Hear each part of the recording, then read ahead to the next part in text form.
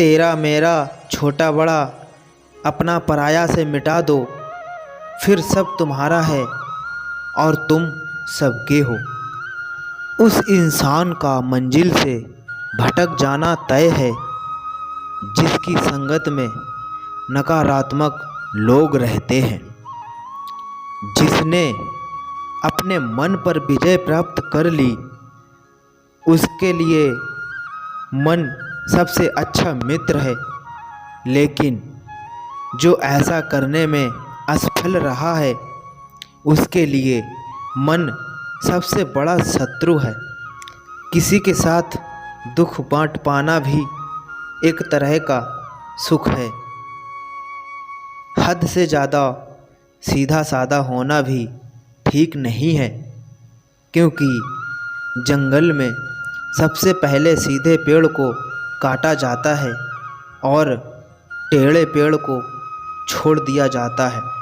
रिश्तों में नियमित दूरियां रिश्तों को जोड़ती हैं और अनियमित दूरियां रिश्तों को तोड़ती हैं। इंसान को उसके कर्म नहीं, कर्म के पीछे की इच्छाएं बांधे रखती हैं, क्योंकि इच्छाओं के कारण ही कर्म निर्मित होते हैं। समय आने पर सबको मिलता है।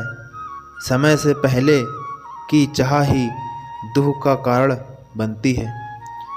संदेह की स्याही से संबंध के पृष्ठ पर कभी शुभ अंकित नहीं होता, इसलिए अपने मन के विचार और संबंधों का आधार दोनों ही शुभ हैं। रिश्तों में अपेक्षा ही कमज़ोर बनाती है। अपेक्षा तो स्वयं मस्तिष्क में जन्म लेती है।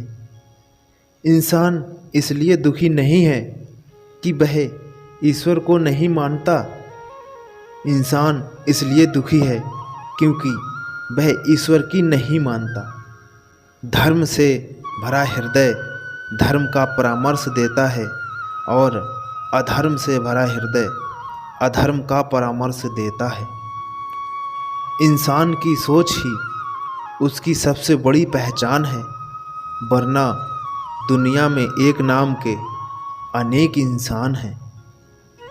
सेहत के लिए योग और किसी की ज़रूरत पर सहयोग, दोनों से ही जीवन बदलता है। जीवन में कभी मौका मिले तो किसी के लिए सारथी बनना स्वार्थी नहीं। सहना चाहिए, मौके पर कहना भी चाहिए और शांति के साथ रहना भी चाहिए। किससे कब और कितना बोलना है, अगर तुमने यह समझ लिया तो तुम अपनी ज़िंदगी के सार्थक बन चुके हो। बाबा, तेरे अलावा कौन देगा सुकून? मेरी रोती हुई आँखों को किसको देखूं कि नींद आ जाए? जो तुम्हें प्राप्त है वह तुम्हारे लिए पर्याप्त है। जीवन में आधे दुख इस वजह से आते हैं क्योंकि हमने उनसे आशाएं रखी जिनसे हमें नहीं रखनी चाहिए थी। सदैव संदेह करने वाले व्यक्ति के लिए प्रसन्नता न इस लोक में है न ही कहीं और। अहंकार तब उत्पन्न होता है जब हम भूल जाते हैं कि प्रशंसा हमारी नहीं, हमारे गुणों की हो रही है। अमीर बनने के लिए एक एक क्षण संग्रह करना पड़ता है, किंतु अमर बनने के लिए एक एक कण बांटना पड़ता है। क्रोध से भ्रम पैदा होता है, भ्रम से बुद्धि व्यग्न होती है। जब बुद्धि व्यग्न होती है तब तर्क नष्ट हो जाता है। जब तर्क नष्ट होता है तब व्यक्ति का पतन हो जाता है। श्री कृष्ण कहते हैं, इस जगत में मनुष्य भौतिक वस्तुओं का भोग कर सकता है, अगर वे चाहे तो सब कुछ छीन सकता है, मनुष्य कुछ भी नहीं कर सकता। ईश्वर ने हमारे भाग्य में जो लिखा है उसे हमसे कोई छीन नहीं सकता, लेकिन अगर हमें अपने ईश्वर पर सच्चा भरोसा है तो हमें वो भी मिल सकता है जो हमारे भाग्य में नहीं लिखा। वह दिन मत दिखाना कृष्णा कि हमें खुद पर गुरूर हो जाए। रखना अपने दिल में इस तरह कि जीवन सफल हो जाए। इस पूरे ब्रह्मांड में ऐसी कोई ताकत नहीं जो इंसान की इच्छाओं की पूर्ति कर सके, क्योंकि इंसान की इच्छाएं एक समुद्र के समान होती हैं जिसे कभी भी भरा नहीं जा सकता। श्री कृष्ण कभी भी हमारा हाल नहीं पूछते, पर वो हमारी सब खबर रखते हैं।